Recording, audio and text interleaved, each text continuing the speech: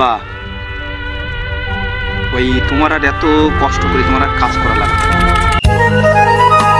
আব্বা, আমি লেখাপড়া শেষ করি, যখন চাকরি বাকরি করবো তখন তোমার আমি আর এত কষ্ট করতে দেবো না। আব্বা, সে সব বুঝি, তুমি লেখাপড়া করি শেষ যখন করবা তখন আর এই কৃষকের মতো তুমি আর তাকাবা না, তখন আমাকে মতো মা বাপের ওই বৃদ্ধাশ্রমই শেষ ঠিকানা হয়।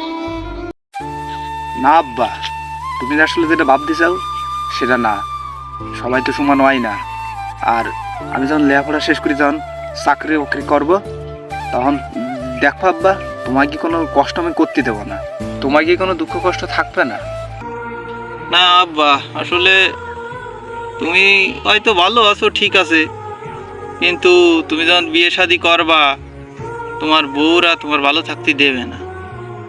তুমি তো সেন ওই পাড়ার ওই যে মকবুল, ও ছেলেটা কি খারাপ ছিল? অনেক ভালো ছেলে, অথচ সে বউ বাচ্চা নিয়ে থাকে আলাদা, সে মা বাপের খোঁজই রাখে না। আসলে ওই স্বপ্ন আমাকে দেখা বৃথা ছাড়া আর কিছুই না। আব্বা, তুমি ঠিক কথাই কইছো, তোমারও কোনো দোষ না আর আমারও কোনো দোষ না। আসলে এই দোষটা আমাকে পারিপার্শ্বিক অবস্থার। আমরা যখন লেখাপড়া শেষ করি, যখন চাকরি বাকরি করি, তখন আমাকে ভিতরে আব্বা এই জিনিসটা কাজ করে না। তুমি আমার চোখটা খুলে দিছো আব্বা, আমি তোমার কথা দিচ্ছি, আমি লেখাপড়া শেষ করব, কিন্তু শেষ করে আমি চাকরি বাকরি আমি করবো না। তোমার মতন এরকম কৃষক, ওই কৃষকের যাতে মর্যাদাটা আমি সমাজের কাছে তুলে ধরতে পারি, তার জন্য আপনার না আমি চেষ্টা করবো আব্বা।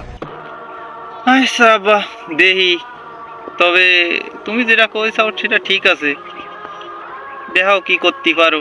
তবে লেখাপড়া শেষ করি যেন এই কৃষককে ভুলে যায় না, তোমার ওই মাটিরে তুমি ভুলে যায় না, সেটা একটু খেয়াল রাখি নে।